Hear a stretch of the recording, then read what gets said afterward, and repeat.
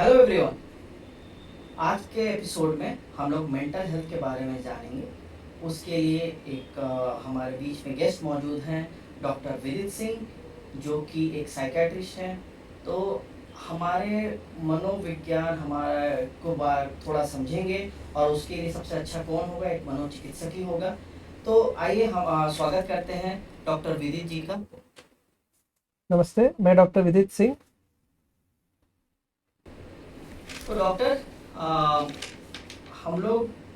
आज हम लोग बेसिक हेल्थ के बारे में थोड़ा जानेंगे, मेंटल हेल्थ के बारे में जानेंगे। आम आदमी को इसके बारे में कोई आइडिया होता नहीं है। फॉर एग्जांपल मेंटल हेल्थ होता क्या है और ये क्यों मैटर करता है और हम लोग कैसे जानें। फॉर एग्जांपल तबीयत ख़राब होता है तो हम लोग को बुखार फील होता है तो हम लोग डॉक्टर को दिखाते हैं, या कभी चोट लग गया, हाथ पैर लग गया तो दिखा सकते हैं। हम लोग बीपी बढ़ गया, शुगर बढ़ गया तो हम लोग मेजर कर सकते हैं। बट मेंटल हेल्थ को कैसे मेजर करें कि मेरा डिटोरिएट हो रहा है या क्या प्रॉब्लम आ रहा है? क्या दूसरे ही लोग हमें बताएं कि आपको तुमको दिखाना चाहिए? हम सेल्फ एनालाइज कर सकते हैं इसको? देखिए, मेंटल हेल्थ भी हेल्थ का हिस्सा है और हेल्थ हमेशा फिजिकल तो नहीं होता है।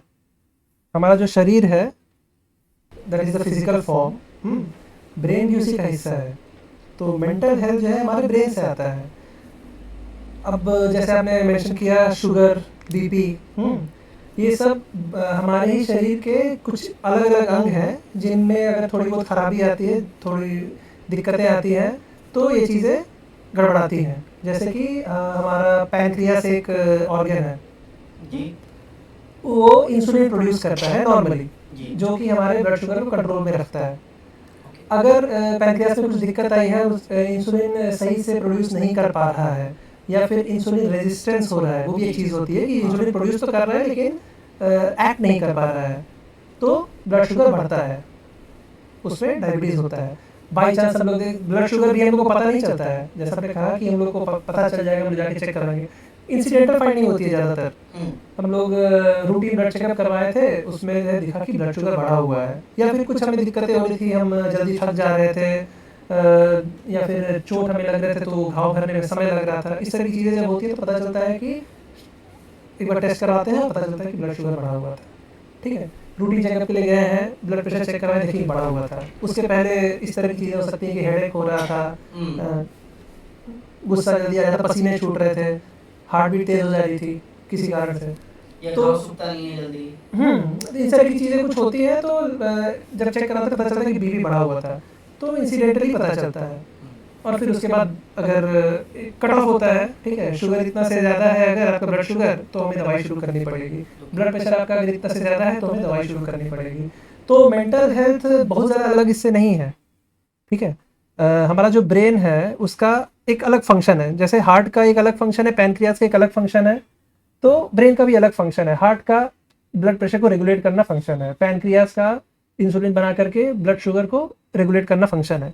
ब्रेन का काम है अपने सोच के थ्रू काम करना, जो हमको इन्वायरमेंट से जो भी कुछ हम लोग रिसीव कर रहे हैं, जो हम लोग देख रहे हैं, जो सुन रहे हैं, उसको समझना और उसके अकॉर्डिंग एक्ट करना, उसके अकॉर्डिंग काम करना, उसके अकॉर्डिंग बिहेव करना।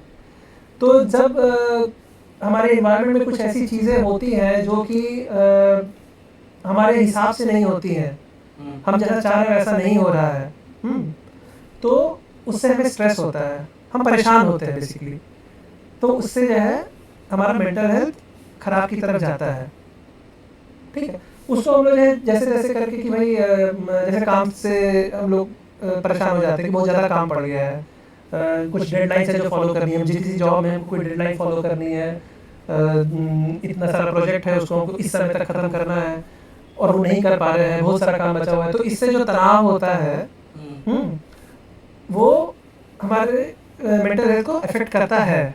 अगर उसको सही से झेल पाए तो ठीक है, नहीं झेल पाए तो फिर दिक्कतें होती हैं, मेंटल हेल्थ अफेक्टेड होता है, हम जो है ज़रूरत से ज़्यादा परेशान हो जाते हैं। तो उसको मेजर कैसे करें? हाँ, तो मेजर करने वाली चीज़ वही है कि क्योंकि देखिए हमारे बॉडी में, पूरे बॉडी में हार्ट, सारे जो अंग हैं सब में counter measures already in place होते हैं।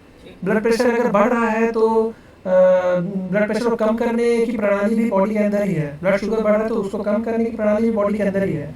तो मेंटल स्ट्रेस भी अगर बढ़ रहा है तो उसको भी कम करने की प्रणाली हमारे अंदर ही है। वो केमिकल्स मौजूद है हमारे ब्रेन में जो कि स्ट्रेस को कम करते हैं। लेकिन excess of anything is bad, है ना। जब आपका स्ट्रेस इतना ज़्यादा बढ़ जाए कि वो जो काउंटर मेजर्स हैं हमारी बॉडी के वो अब काम उतना नहीं कर रहे हैं तो बीमारी शुरू हो सकती है। अब जैसे मैंने आपको बताया था कि ब्लड प्रेशर में भी एक लेवल होता है जिसके बाद हम दवाई शुरू करेंगे। ब्लड शुगर में एक लेवल होता है जिसके बाद हम दवाई शुरू करेंगे। तो उसी तरह से जो बहुत कॉमन हम लोग जानते हैं अबाउट डिप्रेशन, ठीक है, जिसे हिंदी में अवसाद कहते हैं, जो और चलती भाषा में बोला जाए तो दुखी होने की बीमारी, है ना। तो देखिए दुखी सब होते हैं, ठीक है, दुख सबको होता है, खुशी भी सबको होती है, कभी खुशी कभी गम। लेकिन अगर आदमी जरूरत से ज्यादा दुखी हो जाए, मतलब जो काफी समय से दुखी चल रहा था और कुछ ना कुछ ऐसा हुए जा रहा है कि उसको और दुखी किए जा रहा है, एक पॉइंट के बाद शायद वो दुख वो हैंडल नहीं कर पाएगा। उसका ब्रेन उसको कुछ केमिकल्स के जरिए खुश करने की कोशिश भी कर रहा था, लेकिन एक पॉइंट के बाद वो नहीं कर पा रहा है, ब्रेन उतना केमिकल वो प्रोड्यूस नहीं कर पा रहा है, ऐसा अगर मान लें तो उसको डिप्रेशन के लक्षण आने शुरू होंगे। उसमें भी अगर लक्षण क्या क्या मैं बताऊंगा लक्षण क्या होते हैं, जैसे कि हम बता रहे हैं तो हम लोग उसको कैटेगराइज करते हैं माइल्ड, मॉडरेट, सीवियर। माइल्ड का मतलब हल्का है, मॉडरेट फिर सीवियर। तो हमारी किताबें ये कहती है कि अगर माइल्ड डिप्रेशन है तो हड़बड़ा करके दवाई शुरू नहीं करनी है।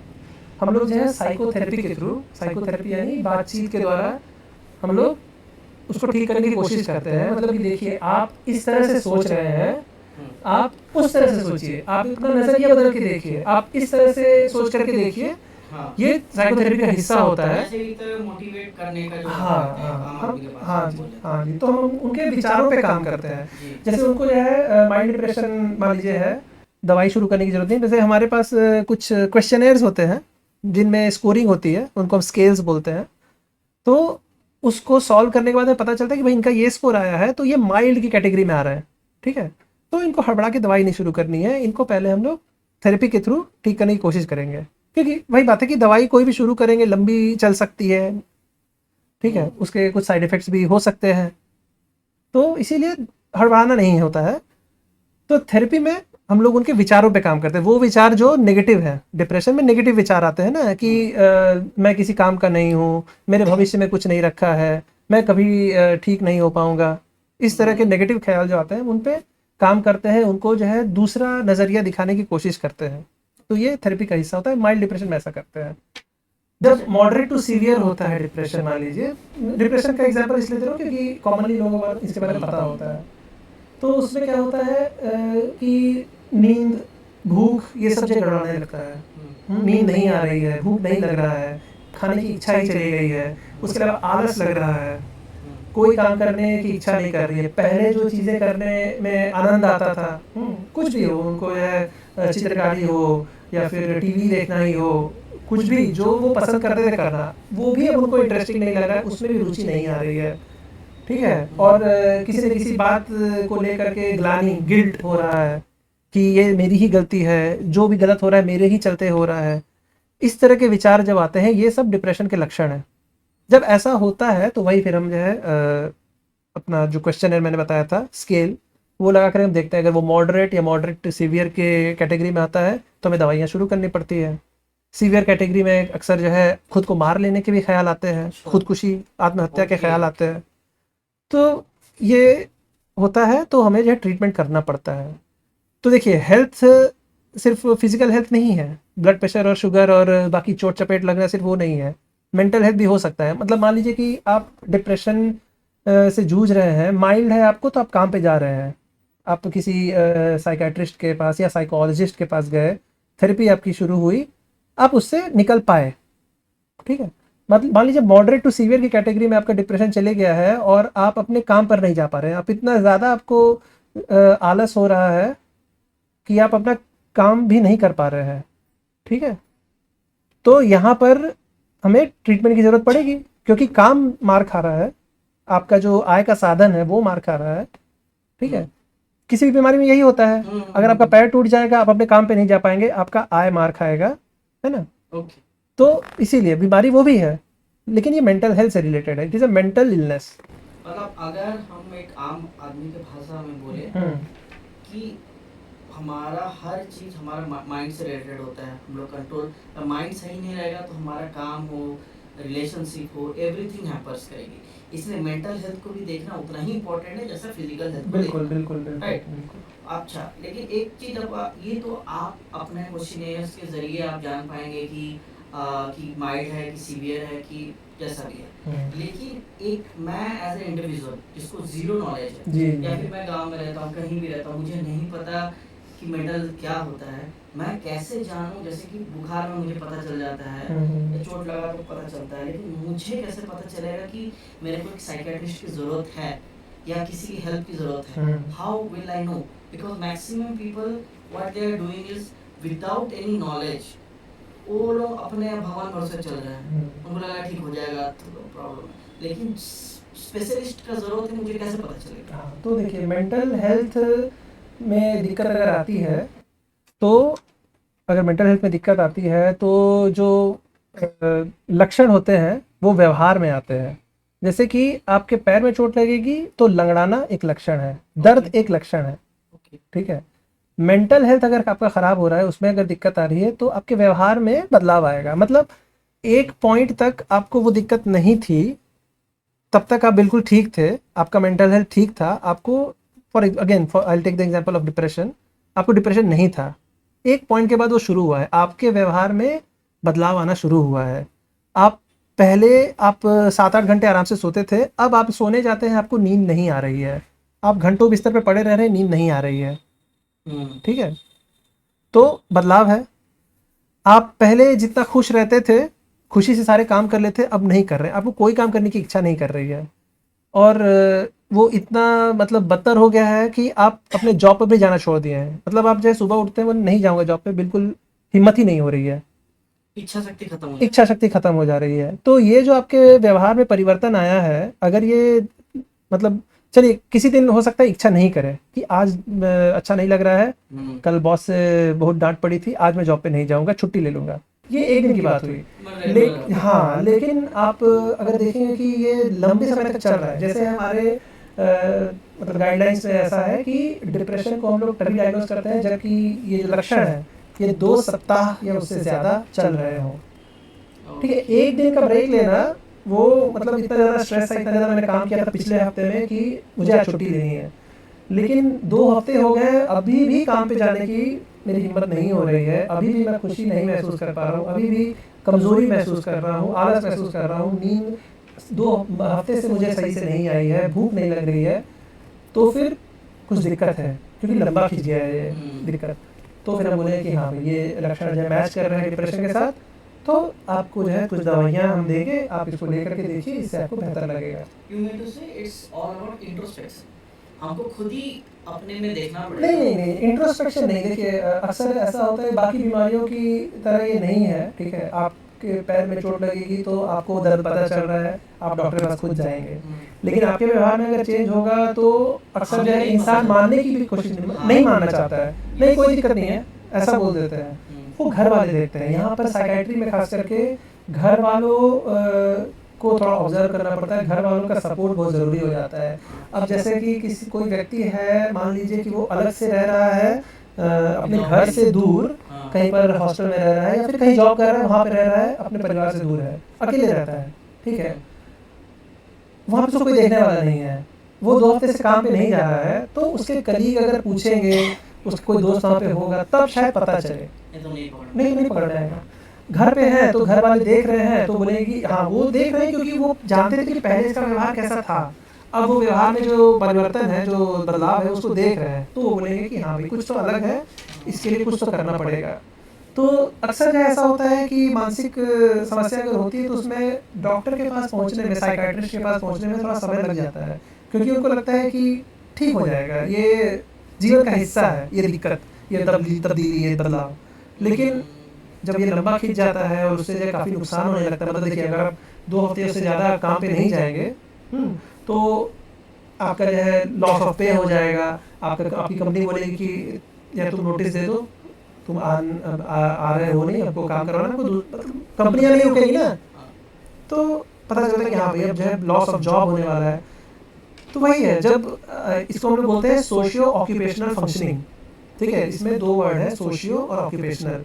सोशियो मतलब होता है सोशल लाइफ, ऑक्यूपेशनल मतलब आपके ऑक्यूपेशनल लाइफ, आप जॉब करते हैं। देखिए कोई भी व्यक्ति हर वक्त कोई ना कोई जॉब कर ही रहा होता है। आप जब छोटे होते हैं तब आपका जॉब होता है पढ़ाई करना। अगर आपको उस वक्त कोई मेंटल इलनेस होगी आप स्कूल नहीं जा पाएंगे, आपका वो जॉब हैम्पर हो रहा है।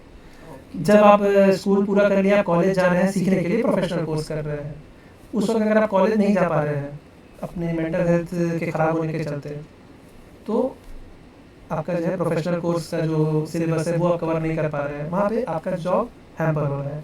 वो सब हो चुका है, उसके बाद आप कोई जॉब पकड़े हैं जहाँ पे आपको रोज़ जाना है, काम करना है ताकि आपको हर महीने पैसा मिले, वो आप नहीं कर पा रहे हैं क्योंकि आपका मेंटल हेल्थ ख़राब है।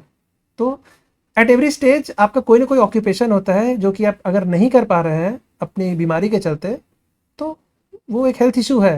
वो फिजिकल हेल्थ भी हो सकता है, मेंटल हेल्थ भी हो सकता है, एंड दैट नीड्स ट्रीटमेंट, उसको इलाज की ज़रूरत है।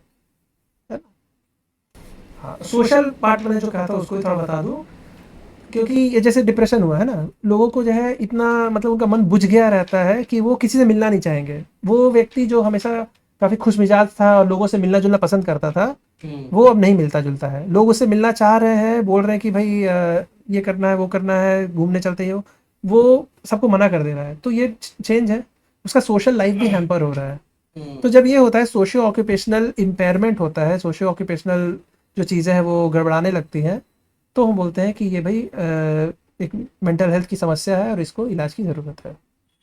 Okay, thank you. तब यानी कि सर का ये कहना है कि हमें अपने दोस्त, परिवार, पड़ोस, अड़ोस, कलीग सबका है व्यवहार में चेंजेस को ऑब्जर्व करना है, हमें सबकी मदद करना है। यदि आपको लगता है किसी का ऐसा कुछ प्रॉब्लम है तो उनको एनकरेज कीजिए कि साइकेट्रिस्ट का हेल्प लेने के लिए, राइट।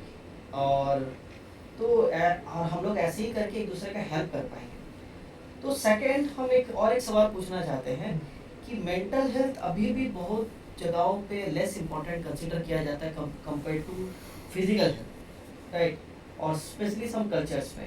व्हाई इज सो?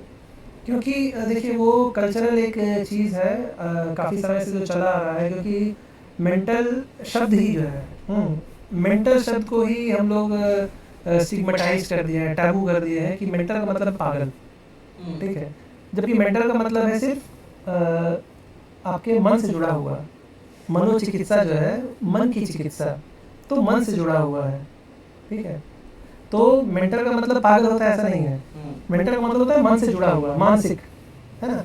लेकिन उसको जो है पागल वाला चीज़, जैसे मेंटल हॉस्पिटल, अब मेंटल हॉस्पिटल को लोग पागल खाना बोलते हैं, है वो क्या? मनोचिकित्सा का संस्थान है, मनोचिकित्सालय है ना। लेकिन उसको क्योंकि ऐसा माने हुए हैं, तो पागलपन जो है ना, हम लोग इससे जो है डिप्रेशन से हट करके हम लोग पागलपन जो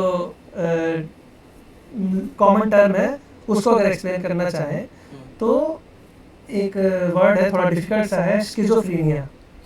स्किज़ोफ्रीनिया, ये जो टिपिकल जो पागलपन जिसको बोलते हैं, पागल का मतलब क्या हो गया? पागल, देखिए पागल तो ये है वो चलती भाषा का वर्ड है, ये कॉमन इंसान की लैंग्वेज है, ठीक है। हम जैसे कि एक साइकाइट्रिस्ट, एक साइकोलॉजिस्ट किसी को पागल नहीं बोलेगा, वो बोलेगा कि this person is suffering from schizophrenia, इनको स्किज़ोफ्रीनिया का मनोरोग हुआ है, ठीक है। ये बोले पागल है ये, ठीक है, इनको स्किज़ोफ्रीनिया हुआ है। ये एक बीमारी है, मानसिक बीमारी है, जैसे डिप्रेशन, जैसे एंजाइटी। तो पागलपन थी या जिसको हम लोग स्किज़ोफ्रेनिया बोल रहे हैं, उसमें होता क्या है? उसमें देखिए हर चीज़ में व्यवहार में ही बर्ताव में ही बदलाव आता है, ठीक है। आप अगर डिप्रेस्ड है तो जो चेंजेस आते हैं मैंने आपको बताया। स्किज़ोफ्रेनिया जो है उसमें कुछ थोड़े ज़्यादा ड्रामेटिक लक्षण होते हैं उसके, इसीलिए उससे लोग ज़्यादा घबराते हैं और उसको थोड़ा सा स्टिग्मेटाइज किया हुआ है लोगों ने, ठीक है। जैसे कोई डिप्रेस्ड अगर है तो वो खुद को ज़्यादा नुकसान पहुंचा रहा है, एक तरह से देखा जाए तो उसका काम हैम्पर हो रहा है, उसका काम जो है रुका हुआ है, वो अपने आप में घुट रहा है, ठीक है। वो बाकी समाज को ना उतना दिक्कत नहीं पहुंचाएगा, लेकिन किसी को स्किज़ोफ्रेनिया हुआ है ना, तो उसमें चांसेस हैं दोनों, या तो खुद को नुकसान पहुंचा सकता है या फिर दूसरों को भी नुकसान पहुंचा सकता है। क्योंकि उसमें क्या दिक्कतें होती है, दो चीज़ें उसमें प्रोमिनेंट होती हैं। Delusions and hallucinations. ठीक है, डेल्यूजन का मतलब होता है एक ऐसा विश्वास जो कि गलत है, जो कि झूठ है, लेकिन आप इंसान उसको पकड़ के बैठा हुआ है। जैसे कि फला फला लोग मुझे मारना चाहते हैं, ये व्यक्ति ये मान के बैठा हुआ है, ओके। जबकि वो लोग उसको मारना चाहते हैं ऐसा कुछ नहीं है, लेकिन कुछ ऐसा हुआ था जिसके चलते उसके अंदर ये विश्वास बैठ गया है। क्या डर? डर है, एक तरह का डर है जो उसके अंदर बैठ गया है, और वो उसको ऐसा जकड़ के रखा हुआ है कि उसका सारा व्यवहार उसी के इर्द गिर्द घूम रहा है। ठीक है, उसको फिर आभास होने लगता है कि उसके घर में कैमरे लगे हुए हैं। उसको दूर में अगर कुछ लोग बात करते हुए दिखाई देते हैं तो मेरे बारे में ही बात कर रहे हैं, उसको ऐसा लगता है।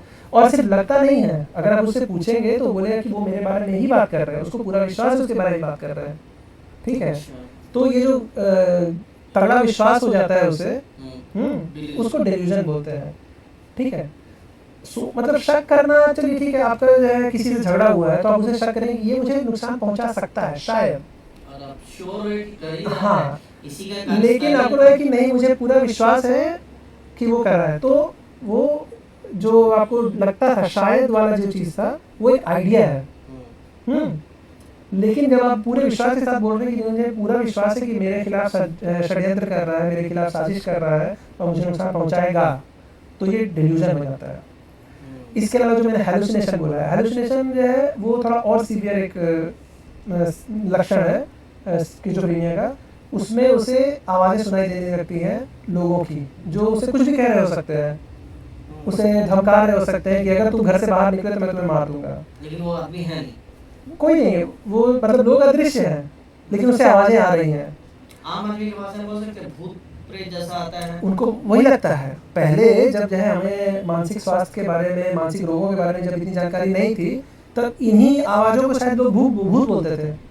ठीक है, वो जो आवाज़ आ रही है, देखिए देखे नहीं है, और अंधेरे में खास करके ये बढ़ सकता है, क्योंकि अगर आप कैसे अंधेरे हो, क्या हो, हाँ पूछा, आपको लगे भूत पूछ रहा है। हाँ, आप अंधेरे में हैं तो, और ये आवाज़ें अगर आ रही हैं तो काफ़ी डरावनी हो सकती है, तब लगेगा कि भाई वो दिख तो नहीं रहा है लेकिन उसकी आवाज़ आ रही है। तो ये आवाज़ें आती हैं, आवाज़ें कुछ भी बोल सकती हैं और ज़्यादातर बुरा ही बोलती हैं। अच्छा। ठीक है, ज़्यादातर जो धमका रही होती हैं, गाली दे रही होती हैं, बोल रही थी कि मतलब जो है अगर बाहर निकले तो तुमको मार देंगे, अगर तुमने ये नहीं किया तो तुम्हारे पूरे परिवार को मार देंगे। अक्सर ऐसा होता है कि ये काफ़ी इंटरेस्टिंग चीज़ है, मतलब दुखद चीज़ है, लेकिन इंटरेस्टिंग ये है कि जैसे मैंने आपको कहा था कि जब सीवियर डिप्रेशन होता है तब लोग आत्महत्या करने के बारे में सोचते हैं। वो अपनी ज़िंदगी से इतना हार गए होते हैं कि वो सोचते हैं कि मर जाना ही बेहतर है, लाइफ में कुछ नहीं रखा है। ये डिप्रेशन में होता है, सीवियर डिप्रेशन में। एक व्यक्ति जिसको स्किज़ोफ्रेनिया है वो भी आत्महत्या कर सकता है, वो भी आत्महत्या करने के तरफ जा सकता है। उसके केस में क्या हो सकता है कि वो इतना डरा हुआ है कि मुझे ये मार देगा, वो मार देगा, ये मेरे खिलाफ साजिश कर रहा है, वो बोलता है कि उससे पहले मैं ही मर जाऊं। ये जो उसका शक है वो उसको आत्महत्या की तरफ धकेल सकता है। या फिर जो आवाज़ें उसे सुनाई देती हैं वो उसे कह सकती हैं कि अगर तुमने खुद को नहीं मारा तो मैं तुम्हारे परिवार को मार दूंगा। ठीक है, तो अपने परिवार को बचाने के लिए वो, और ये आवाज़ें बार बार उसे परेशान कर रही हैं, इतनी बार बोल रही हैं, तो वो मतलब उससे फिर क्योंकि उसका रियलिटी से कांटेक्ट छूट चुका है, वास्तविकता से। वास्तविकता में क्या है, वास्तविकता में ना उसके खिलाफ कोई साजिश कर रहा है, ना वो आवाज़ें असल में हैं। मतलब डिप्रेशन में हो गया, आप थक हार के लाइफ को बेकार सोच के या फिर कुछ गोलहीन होके, दिशाहीन होके आप छोड़ रहे हैं जिंदगी। हाँ, और इसमें आप मजबूर हो रहे हैं छोड़ने के लिए। शायद वो आवाज आपको मजबूर करे, हाँ, या फिर आपका भ्रम आपको मजबूर करे। भ्रम, भ्रम जो है सही शब्द है। तो वही चीज़ है, दोनों ही मानसिक रोग ही हैं। हाँ, और दोनों में ही जान का खतरा हो सकता है। जान का खतरा नहीं भी हो तो ये, अगर कोई व्यक्ति इतना शक कर रहा है और आवाज़ें उसे आ रही हैं, क्या वो अपने काम पर जा पाएगा, क्या वो अपना काम कर पाएगा? तो उसका सोशल लाइफ भी हैम्पर होगा, उसका ऑक्यूपेशन, उसका जो व्यवसाय, उसका आय का साधन, वो भी हैम्पर होगा। तो इसीलिए ये भी एक मनोरोग है जिसको इलाज की ज़रूरत है। अच्छा, थैंक यू। और हम लोग अभी और एक सवाल पूछना था कि जो मेंटल हेल्थ के बारे में आपने बताया, क्या ये हमारे फिजिकल हेल्थ को भी अफेक्ट करता है? बिल्कुल बिल्कुल। जैसे मैं सीवियर केस में, जैसे आपने कहा कि मैं सुसाइड कर ले, मैं कोई सुसाइड कर लेगा, उस हिसाब से नहीं, तो हल्का से भी अगर प्रॉब्लम है, सीवियर केस भी नहीं जाता है, डिप्रेशन एंजाइटी उस लेवल पे भी नहीं जाता है, तब भी क्या फिजिकल हेल्थ इफेक्ट होता है? बिल्कुल फिजिकल हेल्थ इफेक्ट होता है। जैसे कि कोई भी ऐसा रोग हो, आप की नींद अगर उड़ गई है, वो स्किज़ोफ्रेनिया के चलते उड़ी हो या डिप्रेशन के चलते हो या किसी और भी रोग के चलते उड़ी हो, कोई भी और मानसिक रोग के चलते उड़ी हो, नींद 7-8 घंटे की नींद लेना हर इंसान के लिए हर रोज कितना जरूरी है। अगर उसकी नींद उड़ी हुई है और काफी समय से वो नींद नहीं ले पा रहा है तो उससे शरीर पे बहुत बुरा असर पड़ता है।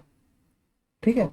हाँ, और डिप्रेशन जैसे मान लीजिए एक जो बीमारी है सबसे कॉमन, उससे आगे चल करके आपको ब्लड प्रेशर शुगर उसके चलते भी हो सकता है, क्योंकि है वो तनाव वाली स्थिति ही, तनाव के चलते ही हो रहा है।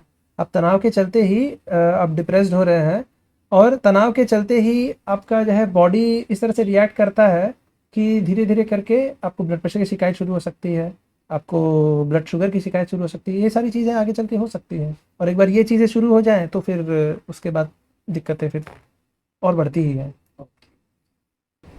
Thank you. अब हम अच्छा एक बात बताइए, डिप्रेशन एंजाइटी जो होता है कि जेंडर बेस्ड होता है? फॉर एग्जांपल अलग अलग तरीके से मैनिफेस्ट होते हैं वुमेन और मेन, मतलब एक नॉर्मल सिचुएशन में एक मेन जिस तरह का डिप्रेशन जल्दी एक्वायर करेगा कि फीमेल एक्वायर करेगी, ये टेस्टोस्टेरोन हो या फिर जितना भी हमारे हार्मोन्स है वो सब भी अफेक्ट करते हैं। उसका लेवल कितना हाई लेवल का होगा कि कम लेवल का होगा, मिड सीरियस होगा, क्योंकि हम लोग यूजुअली जैसे एक आम आदमी के पॉइंट ऑफ व्यू से देखें कि वुमेन होते हैं कभी कभी कुछ सिचुएशन में जल्दी पैनिक करते हैं, मेन थोड़ा कम करते हैं, लेकिन जॉब और ये सब का प्रेशर मेन को थोड़ा जल्दी आता है कंपेयर टू वुमेन। अलग अलग सिचुएशन को अलग अलग तरीके से हैम्पर करते हैं, दोनों जेंडर में डिफरेंस आती हैं, ये हम लोग प्रैक्टिकल थे, मे भी मैं गलत हूँ, आप बेटर बताएंगे, लेकिन क्या डिप्रेशन और एंजाइटी मैनिफेस्ट अलग तरीके से होते हैं जेंडर्स में? और अगर लेकिन उससे पहले आप थोड़ा डिप्रेशन के बारे में तो काफ़ी बता चुके हैं, एंजाइटी एक जो टर्म है उसको भी थोड़ा कवर कर लें तो बेटर रहेगा। देखिए, एंजाइटी का मतलब जो होता है घबराहट, ठीक है। घबराहट होना नेचुरल चीज़ है। सुख दुख घबराहट ये सारी चीज़ें, हर तरह के जो इमोशंस होते हैं, खुशी, सारी चीज़ें नॉर्मल होती हैं, सारी चीज़ें भगवान ने बनाई हैं, नॉर्मल सारी चीज़ें होती हैं। अति किसी की भी सही नहीं होती है। जैसे कि अगर ज़रूरत से ज़्यादा दुखी हो गए तो डिप्रेशन की शिकायत हो सकता है, है ना, लंबा चल रहा है। अगर ज़रूरत से ज़्यादा खुशी अगर होती है तो उसके लिए एक अलग टर्म है मेनिया, ठीक है। बाइपोलर डिसऑर्डर जो टर्म है वो उसके बारे में हम लोग बाद में बात कर सकते हैं। बाइपोलर डिसऑर्डर में बाइपोलर डिसऑर्डर का मतलब ये होता है दो पोल्स, बाइपोलर, ऊपर वाला पोल मेनिया, नीचे वाला पोल डिप्रेशन, ठीक है।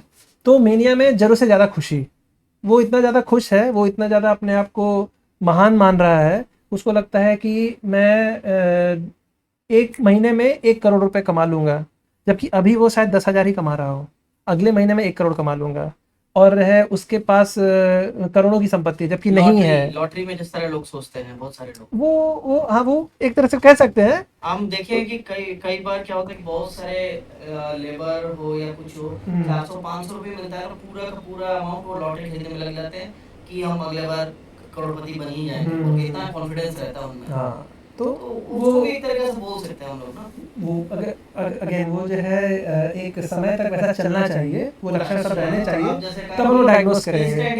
नहीं, हाँ ठीक है, कॉन्फिडेंस होना तो अच्छी बात है, वही बात है, कॉन्फिडेंस भी, over confidence, excess of anything is bad. तो वही एंजाइटी के बारे में आपने पूछा था, तो वो बता दूं, एंजाइटी होना भी लाजमी है, ज़रूरी है।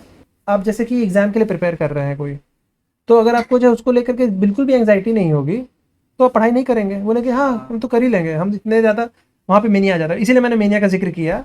मैं इतना ज़्यादा बुद्धिमान हूँ कि मैं अगर नहीं पढ़ाई करूँगा तो भी मैं अव्वल आऊँगा, तो ये एक मेनिया का लक्षण हो सकता है, ठीक है। यहाँ पे इस बंदे को एंजाइटी नहीं हो रही है, तो थोड़ी एंजाइटी होना ताकि वो पढ़े, मेहनत करे और फिर जो है एग्ज़ाम बढ़िया से करे, तो उतनी ज़रूरी है। हाँ, लेकिन अगर एंजाइटी इतनी ज़्यादा हो रही है कि उसके हाथ काँप रहे हैं, उसकी नींद उड़ी हुई है, वो एग्ज़ाम के कुछ समय पहले तक मतलब सो ही नहीं पा रहा है, क्योंकि नींद प्रॉपर लेना ज़रूरी है। और उसकी दिल की धड़कन तेज हो जा रही है, हम्म, तो एंजाइटी उसकी ज़रूरत से ज़्यादा हो गई है, वो उसके काम को हैम्पर करेगी, उसकी प्रोडक्टिविटी कम होगी, वो एक्चुअली एग्जाम में उतना बढ़िया नहीं कर पाएगा। हम्म, ठीक है। अब अगर ये एक बार की बात हो, देखिए सबको जो परफॉर्मेंस एंजाइटी जो चीज़ है वो सबको होती है। आप कोई इंटरव्यू देने जा रहे हैं, आप कोई वाइवा देने जा रहे हैं, आपको परफॉर्मेंस एंजाइटी हो सकती है, ठीक है। लेकिन अगर वो इतनी ज़्यादा है कि आपका मतलब दिमाग ही ब्लैंक हो गया है, आपसे वाइवा में सवाल पूछा गया, आप एक शब्द नहीं निकाल पा रहे हैं मुंह से, हम्म, तब कोई नहीं लेगा आपको हम्म, इंटरव्यू में, कोई आपको जॉब पे नहीं भले ही रखेगा, आपको पता हो आंसर। वाइवा में आपको फेल कर, हाँ बिल्कुल। लेकिन आपकी एंजाइटी इतनी बढ़ी हुई है कि वो आपके दिमाग को ब्लॉक कर दे रही है। इंटरव्यू में होता है। हाँ, हाँ। तो और अगर ये बार-बार हो रहा है, आप एक इंटरव्यू में गए, नहीं बोल पाए, ठीक है? हम्म, अगली बार आपने जो है थोड़ा योगा प्राणायाम किया, अपने आप को शांत करने की कोशिश की, आप ने पानी-वानी पिया किया, अगली बार आप बोल पाए, ठीक है? तो चलिए ठीक है। अब ये बार-बार हो रहा है, बार-बार आप इंटरव्यू में जा रहे हैं, आप बिल्कुल ब्लैंक पड़ जा रहे हैं, जबकि आपने प्रिपरेशन बहुत अच्छी की थी, हम्म, तो फिर इसको हम बोलेंगे एंग्ज़ायटी डिसऑर्डर। एंग्ज़ायटी होना गलत नहीं है, एंग्ज़ायटी डिसऑर्डर मतलब आपके वो ऑर्डर को गड़बड़ कर दे रहा है, आपके लाइफ के ऑर्डर को गड़बड़ कर दे रहा है, तो डिसऑर्डर हो गया है, ओके, ठीक ओके। है? और ये जेंडर बेस्ड क्या है? जेंडर बेस्ड वाली चीज़ जो आपने कही, तो ये तो स्टैटिस्टिक्स वाली चीज़ है कि देखिए मेल और फीमेल अलग अलग होते हैं, उनके शरीर की संरचना अलग होती है, उनका हार्मोनल मेकअप अलग होता है, तो एक मेल और एक फीमेल अलग अलग सिचुएशन में थोड़ा अलग तो रिएक्ट करेंगे ही, बिल्कुल एक समान तो नहीं हो सकता है, होना चाहिए भी नहीं। तो ऐसा देखा गया है कि डिप्रेशन के ज़्यादा केसेस फीमेल्स में आते हैं, ओके, ठीक है, स्टैटिस्टिकली ऐसा देखा गया है, लेकिन इसका मतलब ये नहीं कि मेल्स डिप्रेस नहीं होते हैं, ओके। कंपैरेटिवली संख्या में कम होते हैं, लेकिन होते हैं। तो उसका क्या रीज़न हो सकता है कि हार्मोन्स इसके लिए ज़िम्मेदार होते हैं? हार्मोन्स कुछ हद तक जिम्मेदार होते हैं, ठीक है, क्योंकि फीमेल्स इसके का जो एस्ट्रोजन होता है या फिर जो भी हार्मोन्स होते हैं फीमेल के, हम्म, वो ज़्यादा आप उसको बोल सकते हैं सोर्स वो, होते अगर हैं। मतलब रफली अगर बताएं तो हाँ, जैसे ईस्ट्रोजन आपने कहा, ठीक है, तो वो उसको हम ऐसा नहीं बोलेंगे कि ईस्ट्रोजन के चलते डिप्रेशन होता है, क्योंकि ईस्ट्रोजन मेल्स में भी होता है, हाँ, लेकिन फीमेल्स में ज़्यादा होता है, तो उनकी टेंडेंसी उसके चलते थोड़ा ज़्यादा होती है डिप्रेस होने की। उनका अगर वैसा स्थिति अगर उनके जीवन में उत्पन्न होगी, तो उनके डिप्रेशन में जाने के चांसेस ज़्यादा होंगे। टेस्टोस्टेरोन उस तरह की फीमेल में भी चीज़ है, होती है थोड़ी फीमेल सी। में थोड़ा होता है, लेकिन मेल में ज़्यादा होता है, तो वो थोड़ा मतलब अलग तरह से हैंडल करते चीज़ों को, और डिप्रेशन से थोड़ा प्रोटेक्टिव उस तरह से हो जाता है उनके लिए, सेम ठीक गोज है। For anxiety also. हाँ बिल्कुल। एंजाइटी मतलब वुमेन में है मेंटल एंजाइटी और डिप्रेशन क्योंकि मतलब उसका चोरी जामन का साथ है, वो काफ़ी रिलेटेड बीमारियां हैं, हम्म। इसलिए ऐसा बोल तो सकते हैं। यानी कि एक मेंटल हेल्थ एक वुमेन का थोड़ा सा मतलब उनको हैंडल करने में थोड़ा ज़्यादा। नहीं ऐसा नहीं है, ऐसा नहीं है, बहुत सारे सिचुएशन में फीमेल्स ज़्यादा बेटर हैंडल करती हैं फॉर चीज़ों एग्जांपल को।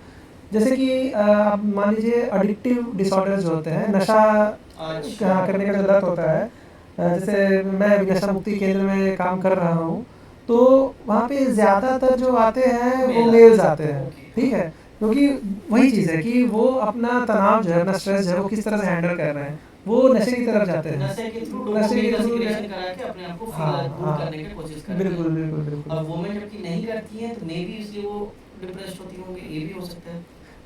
मतलब ऐसा नहीं कि फीमेल्स का एडिक्टेड नहीं हो सकती हैं, लेकिन उनका टेंडेंसी नहीं होता उतना उधर जाने का, ओके, ठीक है।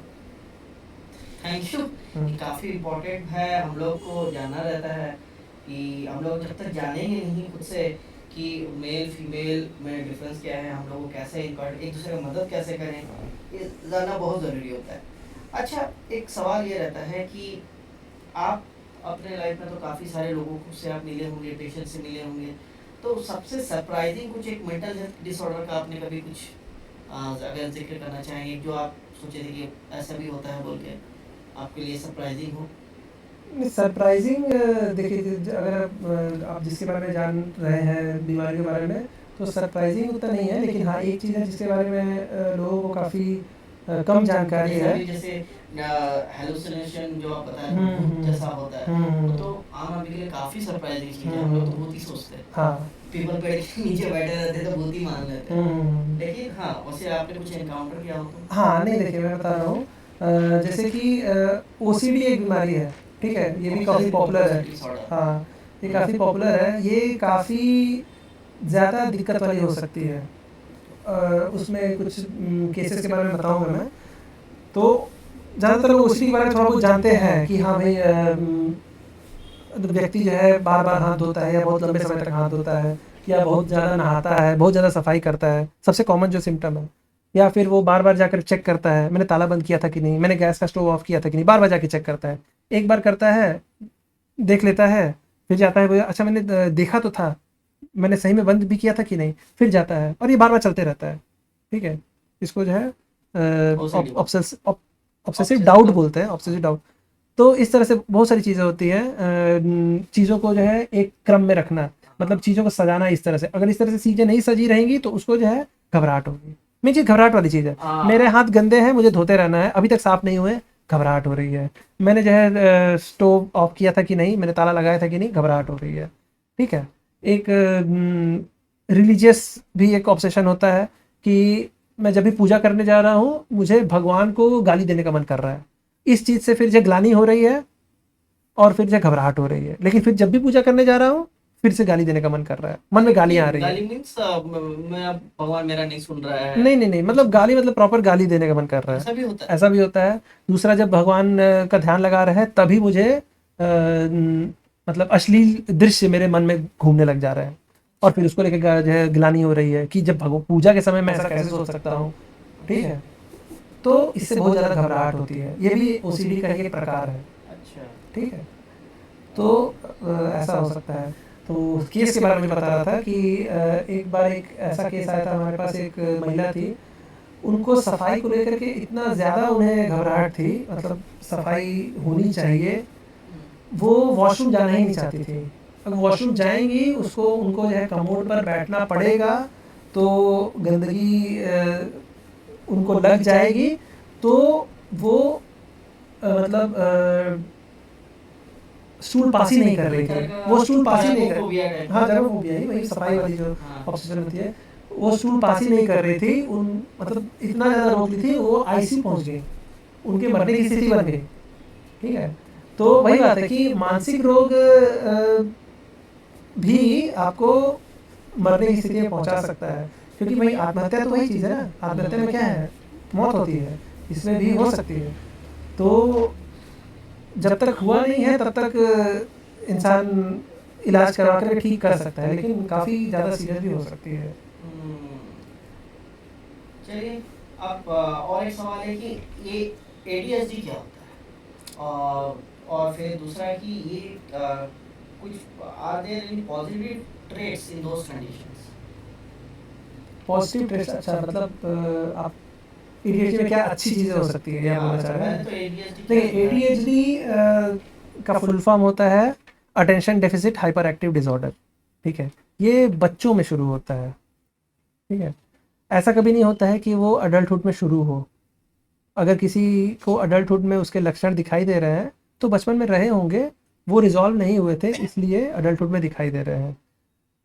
अडल्टहुड में अगर कोई एडीएचडी के सिम्टम्स लेकर के आता है तो वो जनरली एंजाइटी डिसऑर्डर होता है। अच्छा, अब तो दोनों में डिफरेंस क्या हो जाता है? मैं बता रहे हैं भाई, बचपन में एडीएचडी में क्या होता है, मतलब जैसे कि ये करीब 7 से 12 साल की उम्र में होने के ज़्यादा चांसेस होते हैं बच्चों को। तो इसमें बच्चा जो है वो शांति से बैठ नहीं पा रहा है, वो एक जगह टिक नहीं पा रहा है, वो इधर उधर दौड़ रहा है, चीज़ें तोड़ फोड़ रहा है, कूद फांद रहा है। ठीक है, बोले जा रहा है, लोगों को परेशान कर रहा है, बड़ी बहन की चोटी खींच रहा है, और टेबल उलट दे रहा है, कुछ ना कुछ कर रहा है, मतलब हमेशा उसमें, जैसे किताबों में हमें लिखा हुआ है कि जैसे उसमें मोटर फिट है जो कि बंद ही नहीं हो रहा है, थक ही नहीं रहा। हाँ थक ही नहीं रहा है, समझ रहे हैं? और ऐसा नहीं कि सिर्फ घर पे कर रहा है, देखिए उत्पात बच्चे करते हैं। ठीक है, इसको मतलब एडीएचडी बोलने के लिए वो 2 या उससे ज़्यादा सेटिंग्स में ऐसा होना चाहिए। ठीक, घर पे कर रहा है ऐसा नहीं है, स्कूल में भी यही कर रहा है, स्कूल में बेंच पे चढ़ के कूद रहा है, टीचर अगर कुछ सवाल पूछने की कोशिश कर रही है, सवाल खत्म होने से पहले ही जवाब दे दे रहा है, हर बार वही हाथ उठा के जवाब देगा, मतलब किसी से पूछा जाए, नहीं नहीं तुम बताओ, नहीं नहीं हम ही बताएंगे।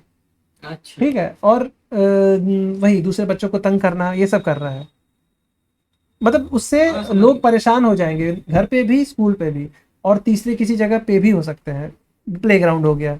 तो 2 या 2 से ज़्यादा सेटिंग्स में, 2 से ज़्यादा जगहों पर अगर इस तरह की चीज़ें दिखा रहा है वो, मतलब ऐसा उत्पात मचा रहा है कि कंट्रोल नहीं किया जा सकता और उससे लोग परेशान हो रहे हैं, तो फिर जो है हम और ADHD यही डायग्नोज चीज कर आप सकते हैं। अडल्ट में क्यों बोल रहे हैं कि एंजाइटी होगा? हाँ, तो क्योंकि ये जो उत्पाती बच्चा है, अगर इसका ट्रीटमेंट उस समय नहीं हुआ है, तो उम्र के साथ साथ जो है बॉडी बदलता है, बॉडी का जो केमिकल मेकअप है वो भी थोड़ा बदलता है, ठीक है, हम्म ब्रेन का भी थोड़ा सा जो है केमिकल मेकअप बदलता है, तो अडल्टहुड में जा करके वो सारे लक्षण नहीं रहेंगे। अब एक 18 साल से ऊपर का बच्चा जो है वो बेंच पे नहीं कूदेगा, वो जा करके घर पे टेबल वेबल उलाट रहेगा, वो ऐसा नहीं होगा शायद, उसमें अलग चीज़ें होंगी, ठीक है, क्योंकि attention deficit hyper activity disorder में एक इम्पल्सिविटी कंपोनेंट भी होता है। इम्पल्सिविटी का मतलब होता है बिना सोचे काम करना, हम्म ये बचपन में भी होता है।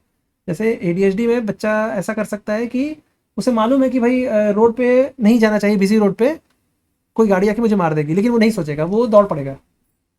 अच्छा, बड़ा हो गया। हाँ, ये इम्पल्सिविटी का एक एग्जाम्पल है। तो बड़े होने पर अगर जो है ADHD के कुछ सिम्टम बचे होते हैं, इम्पल्सिविटी के होने के ज़्यादा चांसेस होते हैं कि वो बिना सोचे कुछ डिसीजन ले लेगा, बिना सोचे कुछ काम कर देगा, उससे नुकसान भी होगा, लेकिन बार बार वो करता रहेगा वैसा, ठीक है। इसके अलावा फोकस करने में कमी, फोकस नहीं कर पा रहा है, क्योंकि एक जगह बैठेगा ही नहीं तो फोकस कहाँ से करेगा? नहीं एक जगह बैठ भी जा रहा है, मान लीजिए एडल्ट ADHD अगर से है, वो एक जगह बैठ भी जा रहा है, लेकिन उसका दिमाग इतना ज़्यादा हाइपर एक्टिव है, इधर उधर चंचल, जो हाँ, हम इनअटेंशन, बात बोल रहे थे, चंचल कुछ ज्यादा ही चंचल, दिमाग इतना चंचल है कि मतलब मान लीजिए उसके ऑफिस में कोई प्रेजेंटेशन हो रहा है, उसका दिमाग कहीं और ही है, वो नहीं ध्यान दिया है। अगर बॉस ने उससे फिर सवाल पूछा कि भाई ये हमारा हमारा टारगेट था, तुम इसके बारे में तुम्हारा क्या, वो वहाँ पे था ही नहीं, ठीक मेंटली है। एब्सेंट है। हाँ, तो ऐसा होने से उसको एडल्ट ADHD हो सकता है हो, क्योंकि चाइल्डहुड में रहा था, लेकिन ये एंजाइटी डिसऑर्डर का भी लक्षण हो सकता है। उसका ध्यान वहाँ पे इसलिए नहीं था क्योंकि वो एंशियस था, वो उसके दिमाग में कुछ और ही दिक्कतें घूम रही थी,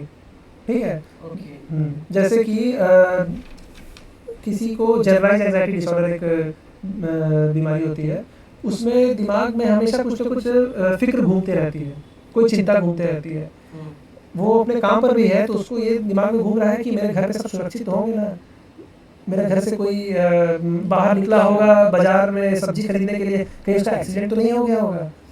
हाँ, वो बार बार घर पे फ़ोन करेगा, सब ठीक है सब ठीक है, दिमाग में इतनी चिंता घूम रही है, तो अपने काम पे फोकस नहीं कर पा रहा है, ओके। ठीक। तो इसके कुछ पॉजिटिव ट्रेट्स होता है, फॉर एग्जांपल बेनिफिट, जैसे कि हम लोग जो देखते हैं ADHD का सोशियो लाइफ में। अब देखिए वही बात है कि ये आपका सवाल इसलिए आ रहा है क्योंकि हमने देखा है कुछ सेलिब्रिटीज ऐसे हैं जिनका बचपन में ADHD डायग्नोज हुआ था, ठीक है, तो हम लोग लगता है कि भाई शायद टैलेंट और ADHD किसी तरह से रिलेटेड है, लेकिन वैसा नहीं है। बचपन में था तो दिक्कतें उस समय भी हुई होंगी, वो अभी इस तरह की हो गई है कि उनका देखिए काम भी अलग होता है ना। जैसे कि अगर कोई पॉप स्टार है, उसकी एनर्जी उसे कॉन्सर्ट में अच्छे से गाना गाने दे रही है घंटों तक, अच्छी बात है, ठीक है। कोई एक्टर है, उसको एक्टिंग करनी है, वो मतलब जो है होगा कि एक्टिंग के दौरान उसको कई बार टेक्स लेने पड़ रहे हैं, तो कोई एक और एक्टर होगा जो थक जाए, बोले कि आज हो गया, अगर तुमको अभी तक भी सीन ठीक नहीं लग रहा है और टेक समाज नहीं दे सकते हैं, लेकिन इसको थोड़ा सा ADHD के लक्षण है, बोले हाँ हम तो रात भर कर लेंगे, कोई दिक्कत नहीं है, हम तो 4 घंटा भी सोएंगे तो कोई दिक्कत नहीं है हमको, हम फुल ऑफ एनर्जी, हाँ Ranveer Singh type, full of energy. तो हो सकता है ये तो मतलब ये तो स्पेकुलेशन, ये assumption है, हाँ ये assumption है, लेकिन एनर्जेटिक है हाँ तो वैसे टैलेंट से रिलेटेड ऐसा नहीं है। देखिए टैलेंटेड हर व्यक्ति होता है अपने लेवल पे, लेकिन ये एक फॉल्टी कनेक्शन हम लोग बना लेते हैं कि शायद ADHD है तो टैलेंटेड भी होगा। अब इससे रिलेटेड जो ऑब्जर्वर, जैसे कि मैंने कुछ एक शायद पेपर में पढ़ा है कि ADHD का काफ़ी रिलेशन होता है विटामिन D डेफिशिएंसी से, काफ़ी बार देखा गया है। और दूसरा एक ये भी देखा जाता है कि मेल और फीमेल में डिफरेंस होता है। फॉर एग्जांपल आप डॉग अगर रखते हैं, मेल डॉग फीमेल डॉग, तो मेल डॉग को आपको अगर सेम ब्रीड का है, थोड़ा आपको ज़्यादा उसको घुमाना फिराना पड़ता है, उसको थकाना ज़्यादा पड़ता है, और अदरवाइज वो घर में चीज़ें फाड़ना शुरू करता है, उथल पुथल करता है। सेम लड़का और लड़की होता है, तो लड़का को आपको मेंटल स्टिमुलेशन और फिजिकल स्टिमुलेशन आपको ज़्यादा करवाना पड़ता है कंपेयर टू फीमेल। मछली भी अगर, जैसे मेरा एक्वेरियम है तो मैंने देखा है कि मेल मछली और फीमेल मछली में भी डिफरेंस आता है। मेल मछली थोड़ा टेरिटोरियल होती है, उसको थोड़ा सा ज़्यादा एरिया का ज़रूरत पड़ता है।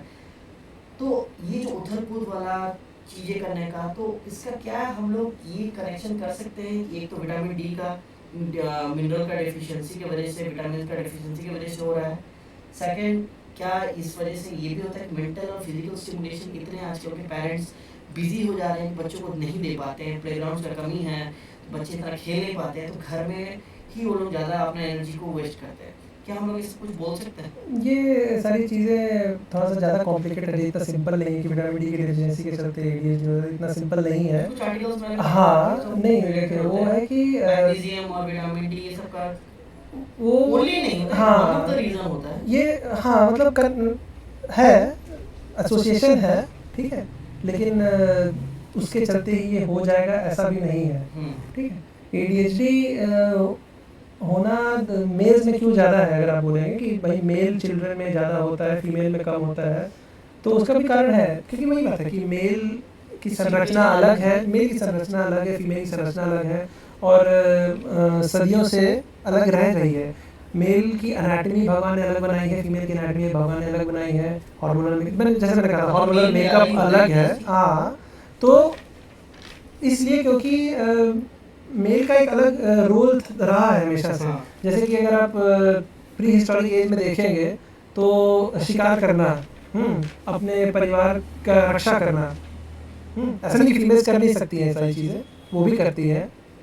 टेस्टोस्टेरोन का बेनिफिट होता हाँ, है। तो वो करना रहता है, तो इसलिए उस तरह से जो है वो जो देखिए एवोल्यूशन जो चीज़ है, देखिए जो चीज़ हम ज़्यादा करेंगे उसके हिसाब से हमारे जीन्स भी बहुत ही धीरे धीरे लेकिन चेंज होते हैं।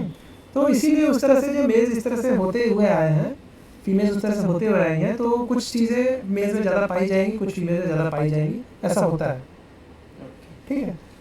तो ये चीज़ है। लेकिन क्या सिर्फ बोल रहे थे मेंटल और फिजिकल स्टिमुलेशन कम रहने पे बच्चे ज़्यादा वो बिल्कुल होता है, जैसे कोविड-19 के समय क्योंकि जो नॉर्मल रूटीन था स्कूल में जाना कि आप घर पे बच्चों को चीज़ें पढ़ा सकते हैं, लेकिन एक बच्चा जो घर पे पढ़ रहा है स्कूल में जाकर बाकी बच्चों के साथ इंटरेक्ट कर रहा है, टीचर का सम्मान करना है और कुछ रूल्स फॉलो करना है, ये सारी चीज़ें जो सीखनी है, ये सारी चीज़ें भी ज़रूरी होती है। नहीं सीख रहा है तो बच्चा अलग होगा, उसको वो सारी चीज़ें सीखने नहीं मिल रही हैं, तो उसकी बुद्धि में और जो बच्चा नॉर्मली स्कूल गया उसकी बुद्धि में अंतर होगा, ठीक है।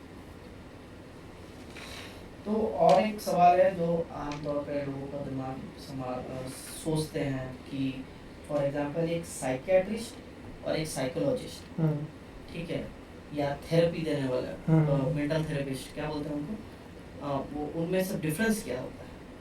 देखिए साइकाइट्रिस्ट जो होते हैं, जैसे मैं एक साइकाइट्रिस्ट हूँ, तो हम लोग डॉक्टर्स होते हैं, हम लोग एमबीबीएस करने के बाद, एमबीबीएस यानी bachelor of medicine, bachelor of surgery, ये करने के बाद हम लोग अपना ब्रांच चूज करते हैं साइकाइट्री यानी कि मनोचिकित्सा। तो इसमें हम थेरेपी के बारे में नहीं पढ़ते हैं, ऐसा नहीं है, साइकोलॉजी भी पढ़ते हैं, थेरेपी भी पढ़ते हैं, लेकिन हम ये भी पढ़ते हैं कि ब्रेन की संरचना कैसी है, कौन से केमिकल्स किस तरह से काम करके कौन कौन सी बीमारियां पैदा करते हैं और उनको कैसे हम लोग मॉड्यूलेट करके दवाइयों के थ्रू ठीक कर सकते हैं। थेरेपी उसका एक हिस्सा है ट्रीटमेंट का, लेकिन दवाइयाँ भी उसका एक हिस्सा है ट्रीटमेंट का। तो हम लोग दवाइयों के थ्रू ठीक करने की कोशिश करते हैं अपार्ट फ्रॉम थेरेपी। तो जनरली अगर किसी व्यक्ति को मेंटल हेल्थ इश्यूज हो रहे हैं तो एक अकेला व्यक्ति उसको ठीक कर दे ऐसा ज़रूरी नहीं है, समझ रहे हैं। अब इसका एग्जांपल अगर हम आपको दें ऑर्थोपेडिशियन के थ्रू, कि ऑर्थोपेडिशियन को आप दिखाने गए जो कि एक डॉक्टर है, वो आपको दवाइयाँ दे देगा आपका दर्द कम करने के लिए, आपका हड्डी को सही से सेट कर देगा, सारा कुछ कर देगा, आपको बताएगा कि ये एक्सरसाइजेस करने हैं, फिजियोथेरेपी। तो लेकिन वो एक्सरसाइजेज आप अकेले उतने अच्छे से नहीं कर पाएंगे, आप फिजियोथेरेपिस्ट के पास जाएंगे। अब फिजियोथेरेपिस्ट डॉक्टर नहीं है, लेकिन उसको पता है कि एक्सरसाइज कैसे करवाने हैं, आप उसके गाइडेंस में अगर करेंगे तो आप ज़्यादा जल्दी ठीक होंगे।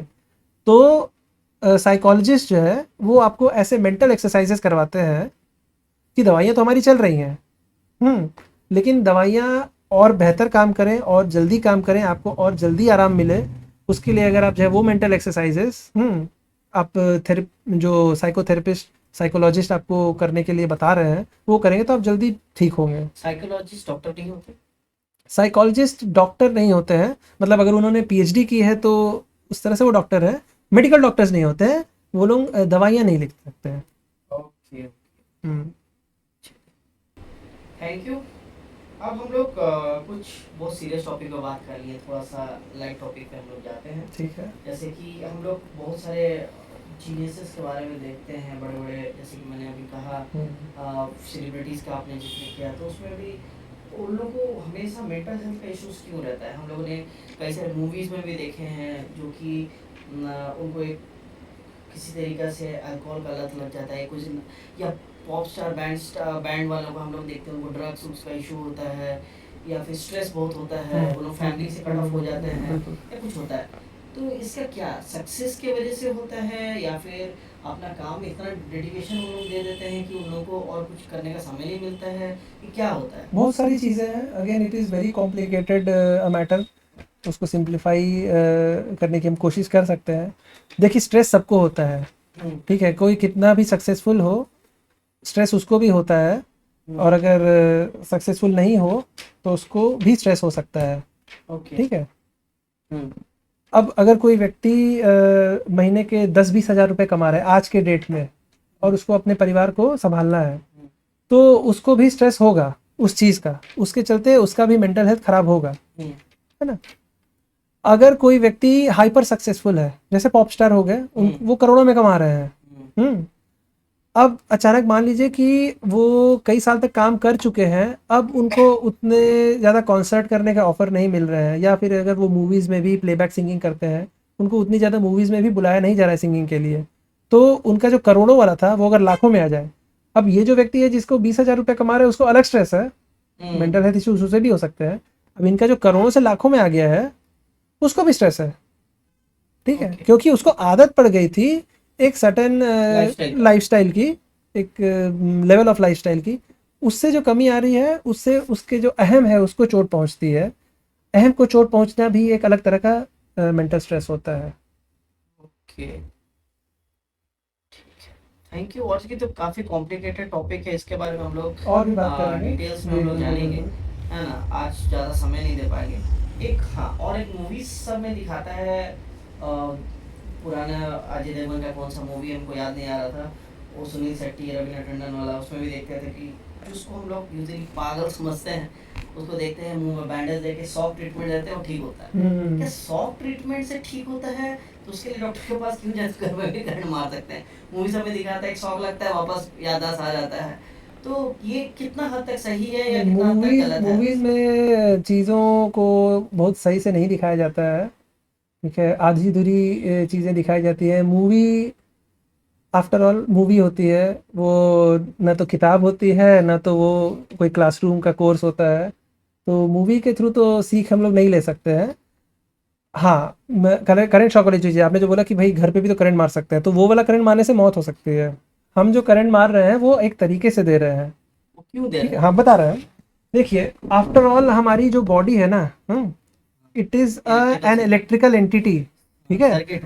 बिल्कुल बिल्कुल।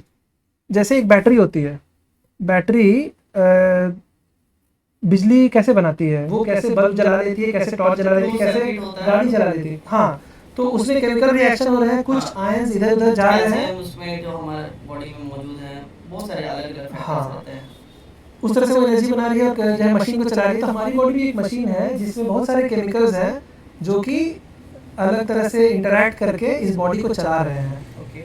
ठीक है। तो हमारा ब्रेन जो है वो एक नर्व का गुच्छा है, पहली बात ये, और पूरे शरीर में नर्व फैले हुए हैं जो कि ब्रेन से कनेक्टेड है। मैं सोच रहा हूँ कि मुझे हाथ इस तरह से, मैं बात करते वक्त इस तरह से हाथ मुझे करने हैं तो मैं कर पा रहा हूँ, मैं हाथ पीछे करके भी बैठ सकता था, मैं ऐसे हाथ, जो मेरी सोच पर डिपेंड करता है। मुझे लगता है कि मैं अगर ऐसे करूँगा तो चीज़ें बहुत बेहतर समझ में आएगी, जो कि ज़रूरी शायद ना भी हो, ठीक है, ये मतलब एक्सप्रेशन का एक तरीका होता है। अब किसी व्यक्ति को मान लीजिए लकवा मारा हुआ है, पैरालिसिस हो रखा है, तो वो शायद, जैसे मैं दोनों हाथ घुमा के बात कर रहा हूँ, वो नहीं कर पाएगा, उसका एक तरफ का लकवा मारा हुआ है, वो शायद एक ही हाथ इधर उधर कर पाएगा। क्यों? क्योंकि उसके ब्रेन का एक हिस्सा अफेक्टेड हुआ है, और उस तरफ के नर्व्स जो है उसे काम नहीं कर पा रहे हैं। तो शॉक ठीक है, हाँ बता रहा हूँ मैं।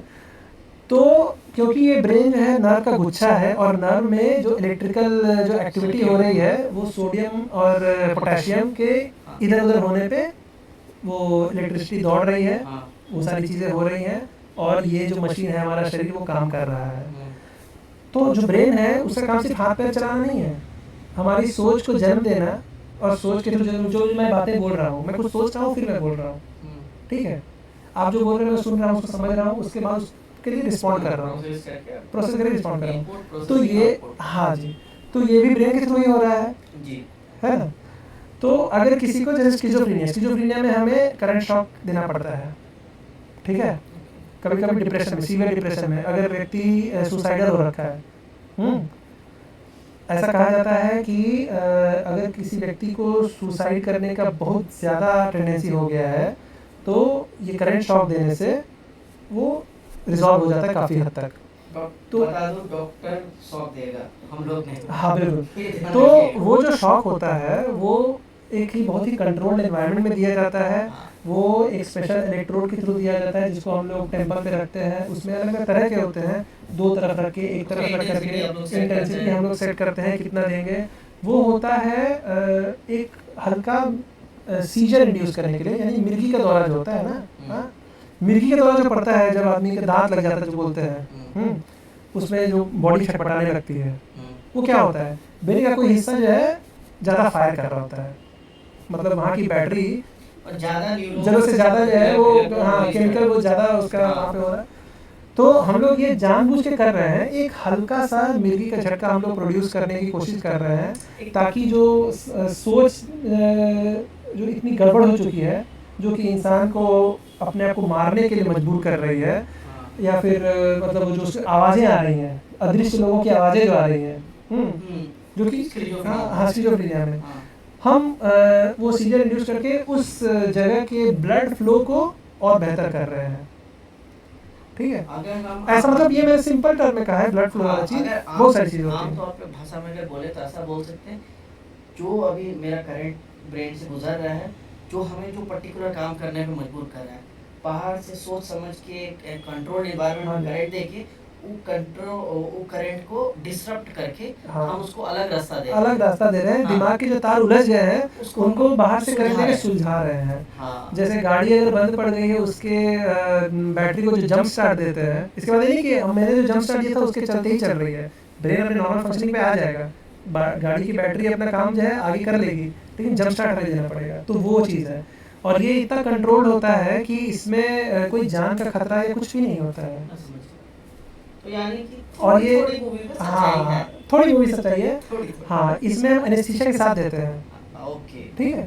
हम लोग जब भी हॉस्पिटल में करंट शॉक देते हैं साइकेट्रिक पेशेंट्स को, तो एनेस्थीसिया के साथ उन्हें बेहोश करके देते हैं, ताकि में देखे थे उसमें से 10-15 मिनट दवा के मुंह में नहीं, तो वैसे नहीं करते हैं, क्योंकि अगर मिर्गी के द्वारा अगर किसी को आएगा तो हम उसको जो दवाई देते हैं ना, वो एक एनेस्थेटिक एजेंट है, ऐसा बोल सकते हैं, मतलब बेहोश करने वाली दवाई है, नींद लाने वाली दवाई, वो देना पड़ता है ताकि दोबारा मिर्गी द्वारा ना पड़े। ये हम यहाँ पे पहले से दे दे रहे हैं कि करंट शॉक भी लगे, ब्रेन के अंदर हल्का सा मिर्गी का दौरा भी पड़े, लेकिन शरीर को वो मिर्गी के द्वारा नुकसान भी ना पहुँचाए, ठीक है। Thank you. इतना तो अभी जान गए, और बस खत्म करने से पहले कुछ 1-2-4 मिथ हम लोग जान लेते हैं कि बहुत सारे लोगों को लगता है कमज़ोर माइंडसेट का जो व्यक्ति है बस उसी को ही मेंटल इशू होगा, स्ट्रॉन्ग माइंडसेट वाला व्यक्ति को कभी नहीं हो सकता है। तो क्या है, मिथ है कि फैक्ट है? नहीं, कमज़ोर माइंड और स्ट्रॉन्ग माइंड ये सब चीज़ें हैं, कॉमन भाषा वाली चीज़ें हैं। स्ट्रॉन्ग माइंड और कमज़ोर माइंड कुछ नहीं होता है, ठीक है। माइंड, जैसा मैंने कहा, mind is a function of the brain, and brain is a collection of nerves, ठीक है। वो कोई मसल नहीं है जिसको आप जो है डंबल मार के बना सकते हैं। आप उसको बेहतर कर सकते हैं, अपने ब्रेन के फंक्शन को बेहतर कर सकते हैं अपने स्ट्रेस को बेहतर हैंडल करके, ठीक। तो डिपेंड करता है कि आपने बचपन से लेकर के अभी अब लाइफ के जिस भी स्टेज पर है, आपने किस तरह से चीज़ों को हैंडल किया है, किस तरह से आपको चीज़ों को हैंडल करना सिखाया गया है, आपकी परवरिश कैसे हुई है, और मेंटल हेल्थ भी जेनेटिक होता है, तो आपके परिवार में किसी को मेंटल हेल्थ अगर इश्यूज रहे हैं तो आपके जीन्स में भी थोड़ा जो है वो प्रभाव आ सकता है, उसके चलते you are prone, you are more vulnerable to more मतलब स्ट्रेस, या फिर स्ट्रेस के चलते आपको मेंटल हेल्थ इश्यूज हो सकते हैं। तो बहुत सारे फैक्टर्स होते हैं, कमज़ोर माइंड और स्ट्रॉन्ग माइंड वाली चीज़ नहीं होती है। हर व्यक्ति स्ट्रॉन्ग है, हर व्यक्ति अपने लेवल पे स्ट्रेस हैंडल करने की कोशिश कर रहा है, ठीक है। कुछ कोपिंग मैकेनिज्म्स होते हैं, कुछ डिफेंस मैकेनिज्म्स होते हैं जिसको हम लोग यूज़ करके एवरी डे स्ट्रेस को हैंडल करने की कोशिश करते हैं। हमेशा वो जो है डिफेंस मैकेनिज्म्स और कोपिंग मैकेनिज्म्स काम करेंगे और हमें सुरक्षित रख पाएंगे हमारे मेंटल हेल्थ को, वो ज़रूरी नहीं है। At some point the stress can be so much, इतना ज़्यादा बढ़ सकता है स्ट्रेस, तनाव इतना ज़्यादा बढ़ सकता है कि दिक्कत हो जाए। ओके, तो यानी कि ये एक तरह का मिथ है। हाँ, स्ट्रॉन्ग माइंड और वीक माइंड वाला कुछ नहीं होता वास्तव में है। होता ही नहीं है। हम्म। आप आमतौर पे हम लोग सोच लेते हैं, बट स्ट्रॉन्ग माइंड भी तब कब तक मतलब आप स्ट्रॉन्ग उसको रहेगा। वैसा बोल सकते हैं कि कुछ लोग हैं जो स्ट्रेस को बेटर हैंडल करते हैं हाँ क्योंकि उनकी कंडीशन वैसी है। हाँ, कुछ लोग स्ट्रेस को हैंडल नहीं कर पाते हैं। लेकिन इनकी बेटर हैंडल कर सकते हैं, इसका मतलब ये नहीं कि वो उनको भी थेरेपी का जरूरत नहीं पड़ेगा, उनको भी पड़ सकता है। बिल्कुल पढ़ सकता है, बिल्कुल पढ़ सकता है। Thank you. अब सेकंड क्वेश्चन ये है कि मेंटल हेल्थ इशू जो होता है सिर्फ चाइल्डहुड ट्रॉमा के वजह से ही होता है, और सीवियर जो केसेस हो जाते हैं, हल्का फुल्का स्ट्रेस तो सबको रहता है, लेकिन बहुत सीवियर केसेस सिर्फ चाइल्डहुड ट्रॉमा और या जेनेटिक्स के वजह से ही होता है, या अडल्टहुड में भी जो बच्चा बचपन से घुसता है कोई तकलीफ नहीं कुछ नहीं, लेकिन फ्यूचर में अडल्ट एज या बुढ़ापे में भी उसको कुछ प्रॉब्लम आ सकता है सीवियर केस में। कभी भी कुछ भी हो सकता है। चाइल्डहुड ट्रॉमा के चलते ये होता है कि बचपन में ही इतना ज़्यादा तनाव हो गया था कि उसका मन जो है हो सकता है कि एक घबराहट उसके मन में बैठी हुई हो, तो आगे चल के किसी भी चीज़ जो कि घबराहट उत्पन्न कर सकती है उसको देख के घबरा जाए, तो चाइल्डहुड ट्रॉमा अफेक्ट कर सकती है फ्यूचर में। लेकिन अगर मान लीजिए किसी बच्चे का जो है बचपन बहुत अच्छा बीता है, कभी कोई दिक्कत रही ही नहीं है, अचानक उसको जो है काफ़ी बड़ी दिक्कत आ जाए क्योंकि उसको आदत ही नहीं है दिक्कत को हैंडल करने की, तो वो भी परेशान हो सकता है और उसे भी मेंटल हेल्थ इशू आ सकते हैं। तो दोनों ही चीज़ें हैं। तो आपका जेनेटिक्स, आपका एनवायरनमेंट, आपकी परवरिश, सारी चीज़ें मिल करके आपको या तो बनाती हैं या तो बिगाड़ती हैं। और ये बनाओ या बिगड़ाओ वो कभी भी हो सकता है, उसकी कोई गारंटी नहीं है।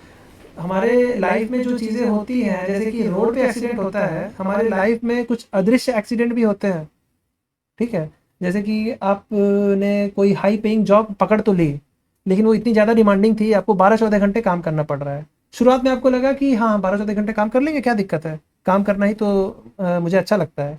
लेकिन एक पॉइंट के बाद आपको जो है आपका मतलब शरीर जो है वो स्ट्रेस हैंडल करने से मना करने लगेगा कि ठीक है, एक बैलेंस लाइफ आपकी नहीं रह रही है। आप जो है उसके चलते मतलब आप 12-14 घंटे काम करके आए, उसके बाद भी आप सही से नींद भी नहीं ले पा रहे हैं, फिर से अगले दिन जाके वही करना है, तो एक पॉइंट के बाद वो स्ट्रेस जो है आपके मेंटल हेल्थ को ख़राब कर सकता है। तो इसमें जो है कुछ वो नहीं है कि पहले क्या रहा था, अभी जो है उसके चलते भी हो सकता है। तो यानी कि सीधा बात यही है कि कभी भी कुछ भी हो सकता है। आपको अगर लगे कि कुछ आपका बिहेवियर चेंजेस हो रहे हैं, डॉक्टर से सजेशन ले। अगर कोई दिक्कत हो रही है तो मदद मांगने में शर्माने की ज़रूरत नहीं है। हाँ, क्योंकि आपका ठीक रहना ज़्यादा ज़रूरी है। आपका स्वास्थ्य, वो चाहे शारीरिक स्वास्थ्य हो चाहे मानसिक स्वास्थ्य हो, वो ठीक रहना ज़रूरी है क्योंकि आपको आगे बढ़ना है। क्योंकि हमारे वजह से हमारा फ्रेंड्स फैमिली सब हम पे डिपेंड करते हैं, सोसाइटी हमसे करते हैं, तो हम लोग को अपना हेल्थ को मेंटल हेल्थ को सही रखना ज़रूरी होता है। बिल्कुल। एक मिसकंसेप्शन रहता है कि साइकियाट्रिस्ट के पास जाते हैं तो वो लोग सिर्फ दवाइयाँ दे देते हैं, लंबा लंबा कितना कितना महीना खाना रहता है, साल साल भर खाना रहता है, वो लोग और कुछ तरीका नहीं रहता है। तो क्या सिर्फ आप लोग मेडिकेशन ही देते हैं? सिर्फ मेडिकेशन नहीं देते, वही तो मैं कह रहा हूँ ना कि अगर हमें ज़रूरत महसूस होगी, हमें अगर ज़रूरत महसूस होगी, अगर किसी को दिक्कत ही उतनी ज़्यादा नहीं है, किसी को माइल्ड, जैसे मैंने शुरुआत में कहा था माइल्ड डिप्रेशन है, हम ज़बरदस्ती को दवाई नहीं देंगे कि चलो माइल्ड है इसको हम तुरंत ठीक कर देते हैं दवाई दे करके। ऐसा नहीं है, हम आपको जो सिखाएंगे कि ये तरीके हैं जिससे आप जो है बिना दवाइयों के ठीक हो सकते हैं। अगर वो तरीके आपके लिए काम नहीं किए और आपकी दिक्कत धीरे धीरे बढ़ती रही, तो फिर हम जो सोचेंगे कि हाँ भाई दवाई भी ले सकते हैं। और कौन दवाई कितनी लंबी चलेगी वो डिपेंड करता है कि कौन सी बीमारी है। कुछ बीमारियों में हाँ, कुछ बीमारियों में जो है दवाई लंबी चलती है, कुछ में कम दिन चलती है, हर तरह की चीज़ तो होती एक है। तरह का एक मिथ है, ऐसा ज़रूरी नहीं सिर्फ दवाइयाँ हम देते हैं। हाँ, और लंबी चलेगी वैसा नहीं, देखिए हाँ, साइकेट्रिक जो दवाइयाँ हैं वो काम करने में समय लगाती हैं, ठीक है, और उनको लंबा चलाना इसलिए पड़ता है क्योंकि माइंड जो है हमारा, माइंड अनसर्टेन नहीं है, माइंड हमारा काफ़ी कॉम्प्लिकेटेड एक चीज़ है, ठीक है। जैसे कि तनाव जो है हमारे आसपास में जो हो रहा है वो अचानक ख़त्म नहीं हो जाएगा क्योंकि आपको मेंटल इलनेस हुआ है, वो बना रहेगा। आपके अगर पैर टूटा है तो आप बिस्तर में आराम करेंगे, आप फिर जो है पैर से चल रहे हैं और गाड़ी चला रहे हैं और फिर से रोड पे जा रहे हैं, वो नहीं होगा, आपको आराम करने का मौका मिलेगा। लेकिन लाइफ आपके तनाव को स्विच ऑफ नहीं कर दे रही है, वो तनाव बना हुआ है, इसीलिए उस तनाव के रहते हुए हम दवाइयाँ दे करके आपको आपके तनाव को कम करने की आपके ऊपर हो रहा है और उसके बीच में ही आप उसको रिकवर करने की कोशिश कर रहे तो हैं, उसमें टाइम लगेगा, उसमें टाइम लगता है। एक्सीडेंट हुआ तो आप रेस्ट ले रहे हैं तो बम्बार्डमेंट नहीं हो रहा तो आप रिकवर जल्दी होंगे। Thank you. इसी के साथ हमारा आज का सेशन खत्म होता है, लेकिन जाते जाते एक आखिरी सवाल जो कि सबसे इम्पोर्टेंट है कि क्या हम अगर कोई व्यक्ति एकदम परफेक्ट दिख रहा है, मतलब जो हम लोग बोलते हैं एकदम परफेक्ट व्यक्ति, हर चीज़ में एक्सीलेंट है, फैमिली मैन है, ऑफिस बॉय है, मतलब ऑफिस में भी हीरो है, स्टड है, सब चीज़ में अच्छा है, क्या उसको भी मेंटल हेल्थ इशू हो सकता है? क्योंकि कभी दिखी नहीं, कोई विजिबल साइन ही नहीं है उसमें कि उसको कुछ प्रॉब्लम है, उसमें भी कुछ हो सकता है क्या? बिल्कुल बिल्कुल, कभी भी किसी को भी मेंटल हेल्थ इशू हो सकता है। सारा कुछ उसके अगर परफेक्ट दिख रहा है तो उस परफेक्शन को मेंटेन करने के लिए भी बहुत मेहनत लगती है ना। उस परफेक्शन, जैसे मैंने कहा था, जो करोड़ों में कमा रहा वो लाखों पे आ गया है, वो लाखों पे अभी भी, हमारे लिए वो भी बड़ी बात है। उसके लिए वो जो है थोड़ा सा हो गया, तो जो परफेक्ट दिख रहा है उसके परफेक्शन थोड़ा इधर उधर आएगा तो उसको उस चीज़ का भी स्ट्रेस हो जाएगा, है ना, तो उसको भी हो सकता है। और जिसके लाइफ में ऑलरेडी प्रॉब्लम चल रही है वो तो परेशान है ही। तो कब कौन परेशान हो करके मतलब उसको मनोरोग की शिकायत हो जाएगी हम नहीं कह सकते हैं।